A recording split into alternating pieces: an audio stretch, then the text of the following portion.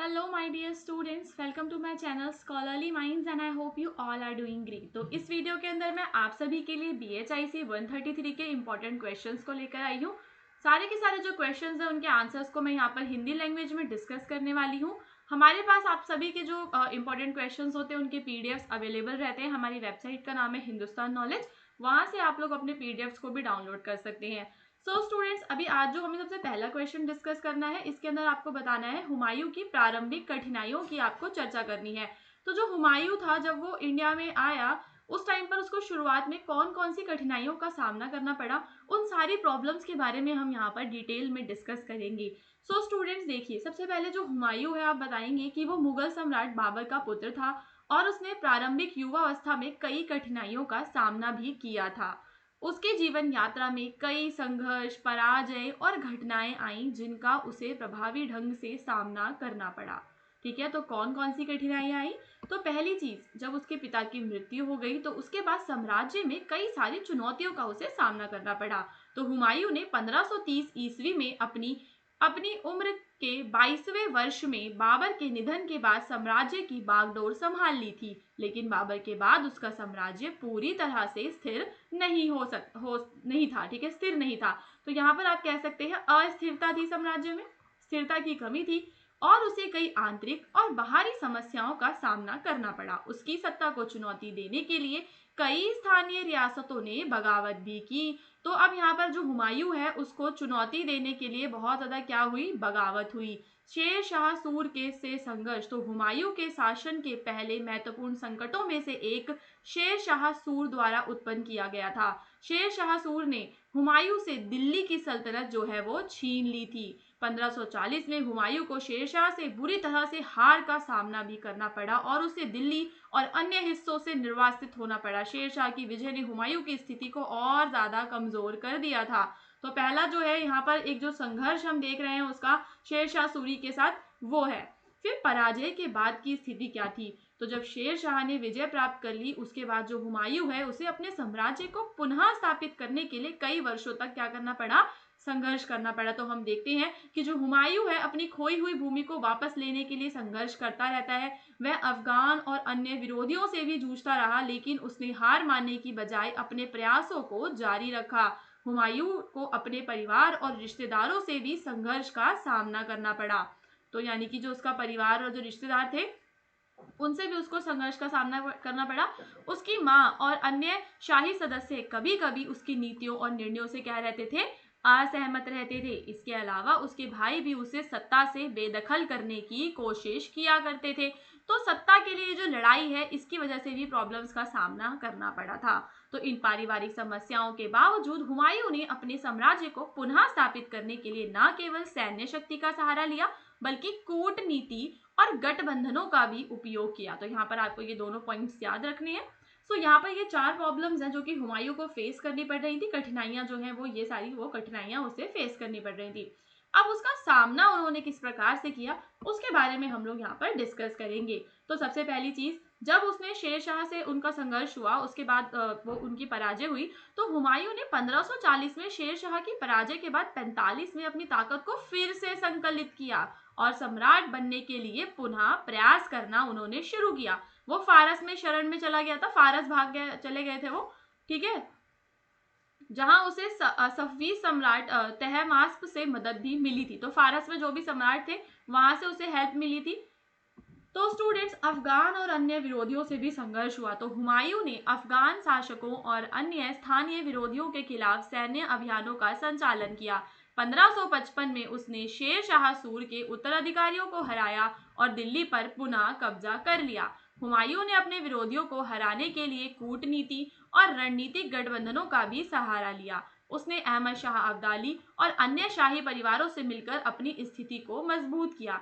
तो यहाँ पर क्या चीज आ रही है कि उन्होंने क्या किया? उसने अपनी स्थिति को मजबूत किया। धैर्य और सहनशीलता, तो हुमायूं का एक प्रमुख गुण उसका धैर्य और सहनशीलता था। उसने हार के बावजूद कभी भी अपनी आकांक्षाओं को छोड़ने पर विचार नहीं किया। पुनः साम्राज्य प्राप्ति के लिए वो हमेशा प्रयास करता रहा। तो इन सभी संघर्षों के बावजूद हुमायूं अंततः सफल हुआ और 1555 में दिल्ली वापस लौटकर मुगल साम्राज्य की पुनर्स्थापना की। उसके संघर्ष की कहानी एक प्रेरणा स्रोत बन गई, जिसमें उसने समर्पण, साहस और कूटनीति का संयोजन भी दिखाया। फिर आता है आपका अगला क्वेश्चन कि जो मुगल साम्राज्य है उसके पतन के कई सारे जो कारण हैं वो कौन कौन से कारण हैं। तो सबसे पहला जो कारण है बच्चों वो आंतरिक कारण है, यानी कि इंटरनल फैक्टर्स, यानी कि शाही परिवार और प्रशासनिक अस्थिरता। तो हम क्या देखते हैं कि जो मुगल साम्राज्य में सम्राट जो आपके अकबर है, शाहजहां है, उनके बाद जो है इनके परिवार के अंदर एक प्रकार का आंतरिक संघर्ष और प्रशासनिक अस्थिरता जो है वो बढ़ गई थी। शाहजहां के बाद औरंगजेब के साथ ही शाही परिवार में वैचारिक और धार्मिक विभाजन गहरे हो गए थे। ठीक है, तो जब औरंगजेब का टाइम था ना, उस टाइम पर ही जो है परिवार के अंदर प्रॉब्लम्स आने लग गई थी। इसे हम लोग कहते हैं शाही परिवार के अंदर अस्थिरता। औरंगजेब जो है एक तो वो कट्टर मुसलमान थे और उनकी धार्मिक जो नीतियां थी उसकी वजह से भी साम्राज्य में क्या था, लोगों में असंतोष था। तो औरंगजेब का जो कट्टर मुसलमान होना ये भी एक प्रॉब्लम लेकर आया। आर्थिक संकट और प्रशासनिक भ्रष्टाचार।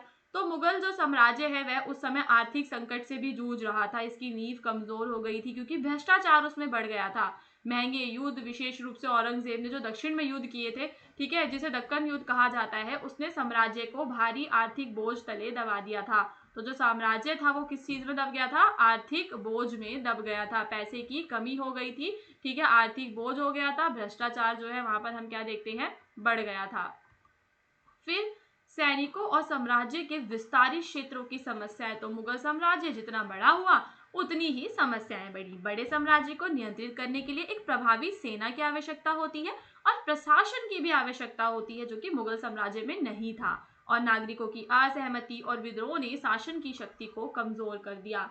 फिर इसके कुछ एक्सटर्नल फैक्टर्स हैं, जैसे कि यूरोपीय शक्तियों का भी तो प्रवेश होने लगा था। हम क्या देखते हैं कि जो ब्रिटेन है, फ्रांस है, पुर्तगाल है, वो भी भारत आ रहे थे। ठीक है, भारत में अपनी जो शक्ति है उसको कंसोलिडेट कर रहे थे, अपनी शक्तियों को बढ़ा रहे थे। तो ब्रिटिश ईस्ट इंडिया कंपनी ने भारतीय व्यापार पर अपनी पकड़ मजबूत की और बाद में राजनीतिक हस्तक्षेप किया। यूरोपीय व्यापारियों और शासकों ने भारतीय राजनीति में भाग लिया, जिससे मुगलों की स्थिति कमजोर हो गई। तो यहाँ पर जो है ब्रिटिशर्स के आने की वजह से भी जो है जो मुगल हैं उनकी स्थिति कमजोर हो गई थी। मराठों का भी उदय हो रहा था। तो मराठों ने मुगल के साम्राज्य के दक्षिणी और पश्चिमी क्षेत्र में बढ़ते हुए उनका सामरिक और राजनीतिक प्रभुत्व को चुनौती दी। तो जो मराठे थे वो भी मुगलों के सामने एक प्रकार की चुनौती बनकर खड़े हुए। शिवाजी ने मुगलों के खिलाफ संघर्ष किया और अपनी स्वतंत्रता स्थापित की, जिसके बाद मराठों ने मुगलों के साम्राज्य को और भी कमजोर कर दिया। मुगल साम्राज्य के पतन में अफगान आक्रमणों का भी बड़ा योगदान रहा है। नादिर शाह ने भारत पे आक्रमण किए, फिर और भी आक्रमण हुए। तो बाहरी जो आक्रमण थे उनकी वजह से भी हम कह सकते हैं कि उसका पतन हुआ। फिर कुछ सामाजिक और राजनीतिक भी कारण थे, जैसे कि शक्तियों का उभार। तो मुगल साम्राज्य के विभिन्न क्षेत्रों में स्थानीय शक्तियां जो थी, ठीक है, राज्यों का उभार हुआ, जैसे कि बंगाल, मराठा, सिख, राजपूत, ये सब जो थे इन्होंने मुगलों के खिलाफ स्वतंत्रता संग्राम छेड़ा। ये सब एक हो गए थे। ये राज्य अपनी स्वतंत्रता को मजबूत करने के लिए संघर्ष कर रहे थे और मुगलों के लिए खतरे का कारण बने। फिर असंतुष्ट प्रांतीय शासक। तो मुगल साम्राज्य में कई सारे प्रांतीय शासक थे, जिनमें से कई को मुगलों की केंद्रीय सत्ता से असंतोष था। तो जो भी प्रांतीय शासक थे, जो भी राज्यों में शासक थे, उन्हें प्रॉब्लम किस चीज से होती थी, केंद्र से प्रॉब्लम होती थी। केंद्र में जो मुगल साम्राज्य था इससे उन्हें प्रॉब्लम होती थी और ये जो है अपनी स्वतंत्रता को बढ़ाना चाहते थे। तो सपोज कि जो भी राज्य के शासक थे वो सब क्या चाहते थे, अपनी स्वतंत्रता उनकी बढ़ जाए और केंद्र में से मुगल समाप्त हो जाए। फिर है धार्मिक और सांस्कृतिक कारक। तो औरंगजेब की अगर हम धार्मिक नीतियों की बात करें तो औरंगजेब के शासनकाल में अपनी कट्टर धार्मिक नीतियों को लागू किया, जिससे हिंदू धर्म के अनुयायियों पर जजिया नामक जो कर है, मंदिरों का विध्वंस किया और मुस्लिम समुदाय के प्रति जो है वो थोड़ा सा पक्षपाती रवैया अपनाता था, जो कि प्रॉब्लम क्रिएट हुई। तो इन नीतियों ने हिंदू मुसलमान समुदायों के बीच तनाव को बढ़ाया और इसके परिणाम स्वरूप साम्राज्य के भीतर हमें असंतोष और विद्रोह भी देखने के लिए मिला। फिर सांस्कृतिक विविधता का दबाव। तो मुगल साम्राज्य में विभिन्न धर्मों और संस्कृतियों का मिश्रण था और सांस्कृतिक विविधता को बनाए रखने में असमर्थता ने साम्राज्य को कमजोर कर दिया। तो यहाँ पर प्रॉब्लम थी कि जो विविधता है वो नहीं बना पा रहे थे, और जो राज्य है वो क्या कर रहा था, एक तो पक्षपाती रवैया भी अपना रहा था। तो औरंगजेब का जो बड़ा ये जो धार्मिक असहमति जो है वो बढ़ गई थी औरंगजेब की वजह से। हम देखते हैं कि धार्मिक कारण भी है मुगल साम्राज्य के पतन का एक कारण बने। फिर ब्रिटिश साम्राज्य का जो उदय है, तो ब्रिटिश ईस्ट इंडिया कंपनी ने 18वीं सदी में भारत में अपनी शक्ति को बढ़ाना शुरू कर दिया था। भारतीय राजनीति में अंग्रेजी की बढ़ती उपस्थिति और हस्तक्षेप ने मुगलों की शक्ति को खत्म कर दिया। प्लासी की लड़ाई के बाद अंग्रेजों ने भारतीय उपमहाद्वीप पर प्रभावी नियंत्रण स्थापित कर लिया, जो कि मुगलों के पतन का एक मुख्य कारण बना। तो ये सारे के सारे कारण हैं जो कि मुगलों के पतन के कारण हैं। इसके अलावा यदि आपको कोई और भी कारण आते हैं तो आप उन्हें ऐड कर सकते हैं। फिर आप लोगों को अपना निष्कर्ष दे देना है कि मुगल साम्राज्य के पतन के अंदर जो है हम देखते हैं आंतरिक भी कारण है, बाहरी भी कारण है, इनका हमें एक मिश्रण देखने के लिए मिलता है, मिले जुले प्रभाव है। फिर आपको मुगल जो है मुगल काल के जो राजनीतिक इतिहासकार थे उन पर आपको एक लेख लिखना है। तो मुगल साम्राज्य की राजनीतिक और सांस्कृतिक विरासत का अध्ययन करने के लिए हम उनके काल के इतिहासकारों द्वारा लिखे गए ऐतिहासिक ग्रंथों या जिन्हें हम लोग क्रॉनिकल्स कहते हैं उनका विश्लेषण करेंगे। तो यहाँ पर बात ये आती है कि जो मुगल टाइम पीरियड था उस टाइम पर जो भी इतिहासकार थे उन्होंने जो भी क्रॉनिकल्स लिखे हैं उनके बारे में हमें बताना है। तो मुगल के काल में इतिहास लेखन ने एक महत्वपूर्ण भूमिका निभाई, जो न केवल सम्राटों की नीतियों और कृतियों को दर्ज करने का काम करता था, बल्कि उनकी शक्ति, राजनीति और संस्कृति के प्रभाव को भी दर्शाता था। तो इन राजनीतिक इतिहासकारों ने न केवल साम्राज्य के विकास और पतन को समझने में मदद की, बल्कि उनके द्वारा प्रस्तुत किए गए तथ्यों ने हमें उस समय की राजनीतिक, सामाजिक और सांस्कृतिक तस्वीर भी दी है।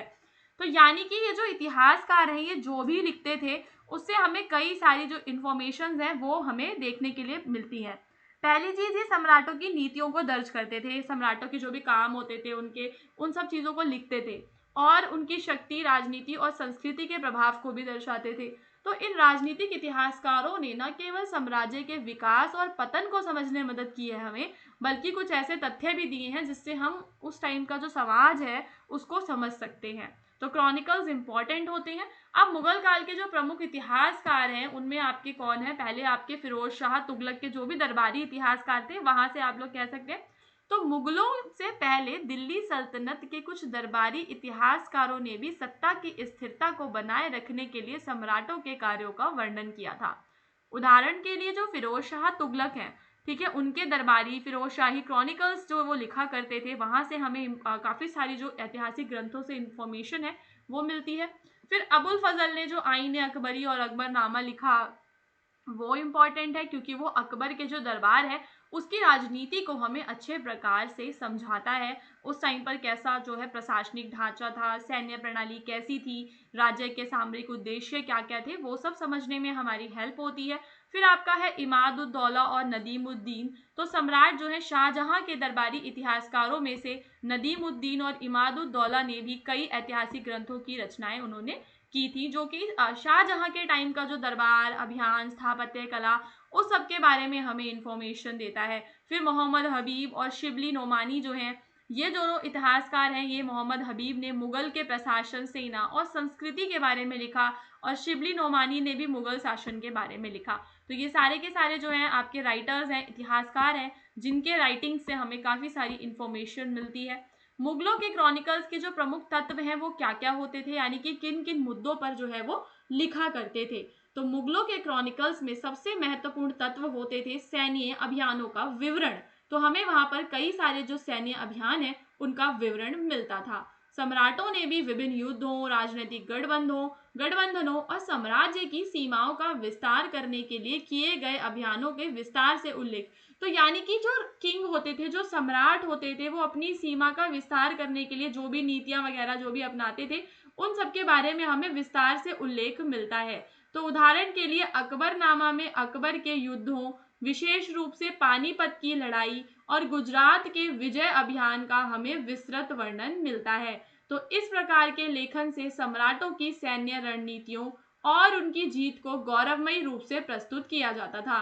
तो इन क्रॉनिकल्स में हमें क्या मिलता था कि जो सम्राट है उसकी जो भी नीतियां होती है, सम्राट जो भी नीतियां बनाते थे उनको कैसे गौरवमय तरीके से, गौरवमय का मतलब होता है बहुत ज्यादा जैसे होता है ना अच्छा फील करना, बड़ाई करना किसी की। तो मुगलों के क्रॉनिकल्स में साम्राज्य की प्रशासनिक संरचना, न्याय व्यवस्था और भूमि वितरण प्रणाली पर भी ध्यान दिया गया था। तो जो भी क्रॉनिकल्स थे उसमें केवल वो राजा के बारे में ही नहीं लिखते थे, बल्कि पूरी की पूरी जो प्रशासनिक संरचना है उसके बारे में, वहाँ पे न्याय व्यवस्था कैसी है, और तीसरी चीज जो वहाँ पे भूमि का वितरण है वो कैसा है, किसके पास कितनी भूमि है। इन ग्रंथों में अकबर द्वारा स्थापित जमींदारी प्रणाली, मीर जो भी प्रणाली व्यवस्था वगैरह थी, उन सब के बारे में हमें इंफॉर्मेशन मिलती है। फिर अकबर ने जो एक धार्मिक नीति, जिसको हम लोग दीन ए इलाही कहते हैं, वो अपनाई थी। और औरंगजेब की जो कट्टरपंथी जो नीतियां थी, उन सब के बारे में भी हमें इंफॉर्मेशन इन क्रॉनिकल्स से मिलती है। और तीसरी चीज, धार्मिक असहिष्णुता और सहिष्णुता दोनों हमें देखने के लिए मिलता है। जैसे कि अकबर जो है वो एक ऐसे सम्राट थे जो सभी धर्मों को बराबर मानते थे, और जो विभिन्न धार्मिक समुदाय थे उनको एकजुट करने का अकबर प्रयास भी करते थे। जबकि जो औरंगजेब की नीतियां हैं वो कैसी है, कट्टर नीतियां हैं। औरंगजेब की नीतियों में हमें धार्मिक असहिष्णुता देखने के लिए मिलती है, क्योंकि वो कट्टर मुसलमान थे।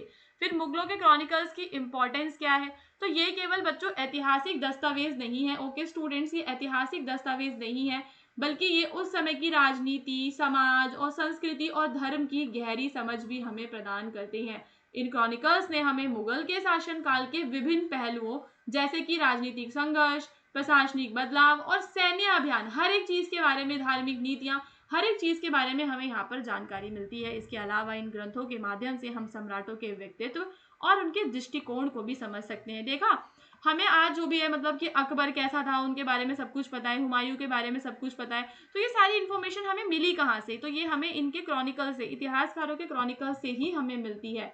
फिर आप लोग निष्कर्ष में बताएंगे कि मुगलों के काल के राजनीतिक इतिहासकारों ने अपनी रचनाओं के माध्यम से हमें उस समय की राजनीति और प्रशासन का एक सजीव चित्रण हमें प्रदान किया है।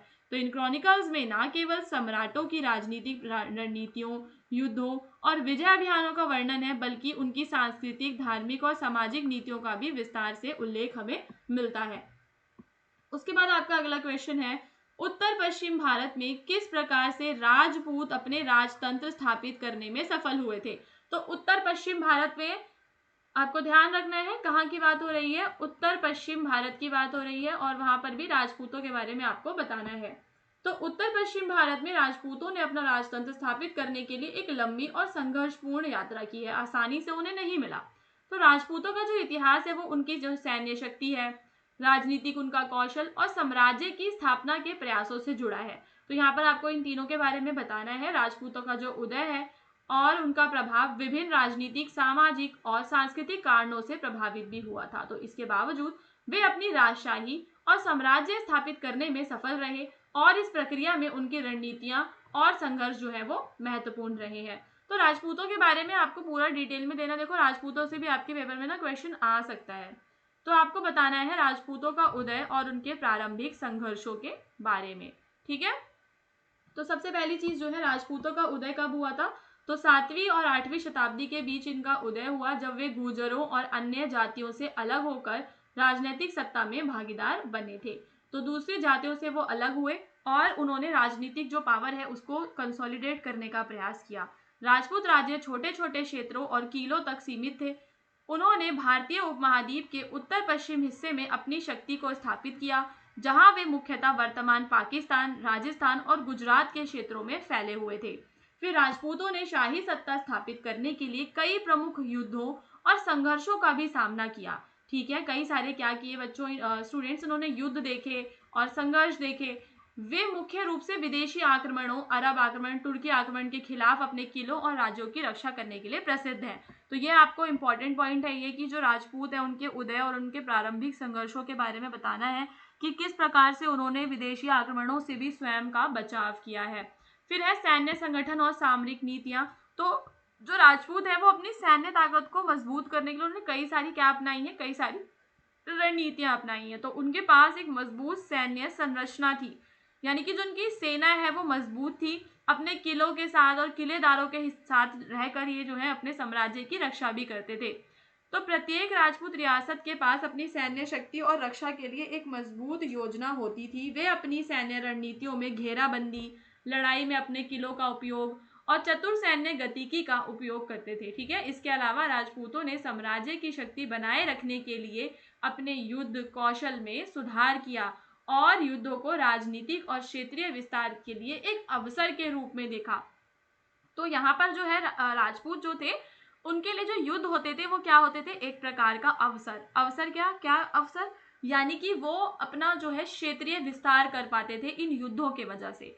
उन्हें लगता था कि हम युद्ध करेंगे, युद्ध में अच्छा रहेंगे तो हम अपना जो एरिया है उसे इंक्रीज कर लेंगे। अब राजपूतों के प्रमुख जो शासक हैं उसमें आपका है प्रतिहार एक राजवंश है, देन फिर आपका एक है गढ़वाल राजवंश है, चौहान राजवंश है। तो ये विभिन्न जो है ये अलग अलग डायनेस्टीज हैं जो कि आपकी प्रमुख डायनेस्टीज हैं। जैसे कि आपकी जो प्रतिहार वाली जो डायनेस्टी है, इस वंश ने उत्तर पश्चिम भारत विशेष रूप से राजस्थान और मध्य भारत में इन्होंने अपनी सत्ता स्थापित की हुई थी। वहीं जो गढ़वाल है इन्होंने कन्नौज में, चौहानों ने जो है दिल्ली और अजमेर के क्षेत्रों में स्थापित की हुई थी। फिर राजपूतों को मुस्लिम आक्रमणों से भी तो संघर्ष था। तो 11वीं और 12वीं सदी में हम क्या देखते हैं कि राजपूतों के लिए जो मुस्लिम आक्रमण है एक बड़ी चुनौती हो गए थे। महमूद गजनी है, मोहम्मद घोरी है, उन्होंने आक्रमण किए थे बहुत ज्यादा। तो हालांकि कई राजपूत शासकों ने वीरतापूर्वक इनका सामना भी किया और लड़ाइयाँ हुई, टैरन की लड़ाई हुई घोरी के खिलाफ, और उनमें ये लोग हार भी गए बहुत बार। तो 12वीं सदी के अंत में मुस्लिम आक्रमणकारियों ने राजपूतों को एक मुश्त पराजित किया और विशेष रूप से पृथ्वीराज चौहान जब पराजय उनकी हो गई थी तो फिर प्रॉब्लम वहां से शुरू हो गई, क्योंकि राजपूतों ने अपने राज्यों और किलों का प्रतिरोध उन्होंने जारी तो रखा पर मुस्लिमों की जो है शक्ति उस टाइम पर ज्यादा हो गई थी। फिर राजपूतों की सांस्कृतिक और धार्मिक भूमिका पर चर्चा करते हैं। तो ये जो है सांस्कृतिक और धार्मिक दृष्टि से अपने शासन को स्थापित करते थे और हिंदू धर्म के प्रति जो है इनकी निष्ठा थी। मंदिरों का निर्माण करवाते थे और उनके द्वारा किए गए जो धार्मिक कार्य हैं, कला में योगदान है, आज हम देखते हैं कि समाज में आज भी जो है उसका बड़ा योगदान है। पृथ्वीराज चौहान जैसे हैं, उनका नाम आज भी कितना इम्पोर्टेंट है। फिर राजपूतों के शासन ने क्षेत्रीय और साम्राज्य स्तर पर हिंदू धर्म और संस्कृति को बढ़ावा दिया है। सबसे बड़ी इंपॉर्टेंट चीज यही है कि हिंदू धर्म को बढ़ावा देते थे, संस्कृत ग्रंथों को, काव्य रचनाओं को और मंदिर के निर्माण में भी अपना ये योगदान देते थे। तो राजपूतों की परंपराएं और राजनीति के बारे में डिस्कस करेंगे। तो अब इनकी राजनीतिक संरचना जो एक फ्यूडल व्यवस्था पर आधारित थी, राजा या सम्राट के नीचे कई सारे जमींदार या क्या होते थे, जागीरदार। तो पहले आपका राजा होता था, फिर राजा के अंतर्गत जमींदार और क्या होते थे, जागीरदार होते थे, जागीरदार आई एम सॉरी। तो जो अपनी भूमि पर शासन करते थे, यह व्यवस्था उन राज्यों की शक्ति और नियंत्रण में बहुत प्रभावी रही। फिर राजपूतों की राजनीति में सामूहिक निर्णय लेने की प्रणाली भी थी, जिसमें उनके दरबार के सदस्य, किलेदार और वरिष्ठ अधिकारी महत्वपूर्ण भूमिका निभाते थे। वे अपने किलों की रक्षा के लिए कई बार क्या होते थे, एकजुट हो जाते थे। फिर आप अपना निष्कर्ष दे देंगे कि राजपूतों ने अपनी सैन्य शक्ति, रणनीति और संघर्षों के माध्यम से उत्तर पश्चिम भारत में अपनी राजतंत्र जो है अपना स्थापित किया और उनके संघर्ष में हमें वीरता, समर्पण, ये सब चीजें हमें दिखाई देती हैं। इसके बाद बच्चों आपको टिप्पणियां लिखनी है। सिंपल रजिया सुल्तान पे आपको टिप्पणी लिखनी है। तो जो रजिया सुल्तान है, आपको पता होगा कि वो भारत की पहली जो है महिला जो सुल्तान थी। ठीक है, रजिया सुल्तान ने अपने पिता जो थे इल्तुतमिश की मृत्यु के बाद, क्योंकि सुल्तान का पद खाली था और उनके कोई भी भाई ऐसे नहीं थे जो सुल्तान बनने के काबिल हो, तो रजिया सुल्तान जो है शासक बनी थी। और सबसे बड़ी विशेषता जो है कि वो न्यायप्रिय थी और एक सक्षम शासक भी थी। लेकिन क्योंकि उनको कई सारे जो विरोधी थे उनका सामना करना पड़ता था, कोई भी एक फीमेल से ऑर्डर लेना पसंद नहीं करता था, इसकी वजह से उन्होंने अपनी सत्ता को खो दिया था। तो केवल जो शासनकाल है उनका केवल भारतीय इतिहास में महिला नेतृत्व का एक दुर्लभ उदाहरण है। तो महिला नेतृत्व हमें भारतीय इतिहास में देखने के लिए नहीं मिलता, तो रजिया सुल्तान एक बहुत अच्छा उदाहरण है महिला नेतृत्व का।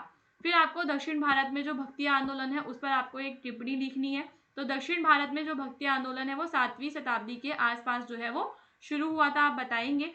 और इस आंदोलन के जो मुख्य उद्देश्य हैं उसमें व्यक्तिगत भगवान से साक्षात्कार। तो देखो, भक्ति का मतलब ही यही होता है कि भक्ति के अंदर आप अपने कोई एक पर्सनल डीटी को चूज कर लेते हो, फिर उन्हीं की जो है आप लोग पूजा करते हो। तो ये होता है आपका भक्ति आंदोलन। उसमें पंथ, किसी भी धर्म जाति का कोई लेना देना नहीं होता, बस आपको अपने व्यक्तिगत जो भक्ति है उसको प्रोत्साहन यहाँ पर मिलता है। अब ये जो आपका दक्षिण भारत वाला है, इसमें आप कुछ संतों के नाम लिखेंगे, जैसे कि रामानुजाचार्य, कबीर, आपके कांतिक स्वामी, टीकाचार्य, ये संत जो है ये प्रमुख थे। और हम क्या देखते हैं कि जो हमारा साउथ इंडिया था ना, वहां पर हमें वैष्णव और शैव भक्ति दोनों देखने के लिए मिलती है। तो विष्णु भगवान को जो मानते थे वो वैष्णव थे, और जो शिव जी को मानते थे वो शैव भक्ति थे। और वो लोग जो है संत क्या कहते थे कि ईश्वर एक है। तो आपका जो है रामानुजाचार्य जो है विशिष्ट द्वैत दर्शन की स्थापना की, जबकि अलवर और नयनार संतों ने भक्ति गीतों और कविताओं के माध्यम से ईश्वर के प्रति अपनी गहरी श्रद्धा को व्यक्त किया। तो यहाँ पर आपको अलवर और जो नयनार संत हैं इनके बारे में भी आपको बताना है। तो यह आंदोलन समाज में समानता, समरसत्ता और धर्मनिरपेक्षता का संदेश भी लेकर आता है। तो भक्ति का मतलब ही यही है कि जो भक्ति होती है उसमें सबसे ज्यादा क्या चीज रहती है कि आप किसी भी अपने एक पर्सनल गॉड को चूज कर लेंगे और उसके बाद जो है आप उनकी भक्ति में लीन हो जाएंगे, उन्हीं भगवान की भक्ति में लीन हो जाएंगे। उसके अलावा यहाँ पर कोई भी किसी प्रकार की जाति या धर्म ये सब मैटर नहीं करता। ठीक है, उसके बाद आपका अगला है महाराष्ट्र में भक्ति आंदोलन। तो महाराष्ट्र में भक्ति आंदोलन 14वीं शताब्दी के आसपास प्रारंभ हुआ था। तो कब शुरू हुआ था महाराष्ट्र में? 14th सेंचुरी में। और यह विशेष रूप से पंथ, जाति और सामाजिक असमानताओं को चुनौती देने वाला था। महाराष्ट्र भक्ति आंदोलन ने समाज में सशक्त धार्मिक चेतना और सामाजिक परिवर्तन की ओर मार्गदर्शन किया है। अब महाराष्ट्र में जो है आपके नेतृत्व में थे आपके ज्ञानेश्वरी संत हैं ये, ठीक है, विठोबा, जिन्होंने अपने उपदेशों के माध्यम से भक्ति और ज्ञान के मेल से समाज में जागरूकता फैलाने का काम किया है। फिर महाराष्ट्र का जो भक्ति आंदोलन है उसकी विशेषता क्या है कि संत तुकाराम, संत ज्ञानेश्वर और संत नामदेव जैसे जो संत हैं उन्होंने भगवान के प्रति अपनी भक्ति को अभिव्यक्त किया। वे भगवान के साथ एकता और व्यक्तिगत भक्ति के विचारों में महत्व देते थे। क्योंकि देखो भक्ति आंदोलन में एक चीज ये भी होती है, गॉड के साथ यूनाइट होने की बात होती है, ठीक है, ईश्वर के साथ एकता की बात होती है। तो ये संत मुख्य रूप से विठोबा को अपनी भक्ति का केंद्र मानते थे और भक्ति के माध्यम से जीवन को पवित्र बनाने का उपदेश देते थे। ठीक है, तो भक्ति के माध्यम से ये लोग क्या कहते थे कि आप अपने जीवन को क्या कर सकते हो, पवित्र बना सकते हो। तो महाराष्ट्र में भक्ति आंदोलन ने धार्मिक परंपराओं, जातिवाद और पंथवाद से ऊपर उठते हुए तो किसी भी प्रकार की जो समाज में कुरीतियां थी उन सभी से जो भक्ति जो है वह ऊपर होती है। और जो भक्ति है वो धर्मनिरपेक्षता, समानता और मानवता का संदेश देती है। तो संतों ने आम आदमी को भगवान से सीधा संबंध बनाने का अधिकार दिया। तो जो संत थे वो क्या कहते थे कि जो आम आदमी है, ठीक है, देखो जो आप क्या देखते हो कि भक्ति आंदोलन जो शुरुआत उसकी हुई थी उसके पीछे का रीजन ये भी था कि हम क्या देखते थे कि जो ब्राह्मण हुआ करते थे और जो कर्म कांड हुआ करते थे इन सब चीजों का ना रिजेक्शन हुआ था भक्ति आंदोलन में। भक्ति आंदोलन कहता है कि अगर आप कोई आम आदमी भी जो है ईश्वर से जुड़ सकता है, उसके लिए उसे किसी भी प्रकार के कर्म कांड, हवन, बलि ये सब उसको नहीं देना पड़ेगा। ठीक है, तो इससे समाज में समरसता और सामाजिक एकता की भावना प्रबल हुई। इसके साथ ही इस आंदोलन ने महाराष्ट्र के साहित्यिक और सांस्कृतिक जीवन को भी समृद्ध किया, खासकर मराठी भाषा में भक्ति काव्य के गीतों के माध्यम से। तो देखो भक्ति आंदोलन हर जगह चला, साउथ इंडिया में भी चला है, महाराष्ट्र में भी चला है। तो भक्ति आंदोलन वाला जो टॉपिक है देखो स्टूडेंट्स आपके लिए इंपॉर्टेंट है। भक्ति आंदोलन वाला टॉपिक आप लोग अपनी बुक से भी कवर कर सकते हैं। और मुगलों का टॉपिक आपके लिए इंपॉर्टेंट है। मुगल साम्राज्य से आपके कम से कम 2 या 3 क्वेश्चन आपके पेपर में जरूर आएंगे। तो आप मुगल वाला टॉपिक भी अपनी बुक से एक बार अगर रीड कर लोगे, उसके इंपॉर्टेंट पॉइंट्स को हाईलाइट कर लोगे तो आपकी प्रिपरेशन और अच्छे तरीके से हो सकती है। तो ये हमारा ना इसका फर्स्ट पार्ट है। सेकेंड पार्ट जो है मैं बनाऊंगी तो उसका लिंक भी आप लोगों को मेरे व्हाट्सएप जो चैनल है वहां पर मैं अपडेट कर देती हूँ। जब भी कोई न्यू वीडियो आता है किसी भी पेपर का या लाइव क्लास होती है तो आप लोग हमारे व्हाट्सएप चैनल को जरूर ज्वाइन कीजिए और वहां से आपको सारे लिंक्स मिल जाएंगे। और व्हाट्सएप चैनल का जो लिंक है वो आपको मिलेगा हमारे डिस्क्रिप्शन में। और अगर आपको सेकंड पार्ट देखना है तो उसके लिए आप चैनल को सब्सक्राइब कर सकते हैं। जल्दी से जल्दी हम कोशिश करेंगे कि सेकंड पार्ट भी लेकर आए ताकि ज्यादा से ज्यादा क्वेश्चंस कवर हो सके। जितने ज्यादा क्वेश्चंस और टॉपिक्स को आप लोग कवर करोगे उतना चांस बढ़ेगा आपका एग्जाम अच्छा जाने का। क्योंकि एग्जाम बच्चों अनप्रिडिक्टेबल होता है, हमें नहीं पता होता कि एग्जाम में हमसे क्या ही क्वेश्चन वो लोग पूछ लेंगे। बस हम थोड़ा सा गैस कर पाते हैं, important topics previous year paper से देखकर थोड़ा बहुत गैस कर लेते हैं, उससे ज्यादा कुछ भी नहीं है। ओके।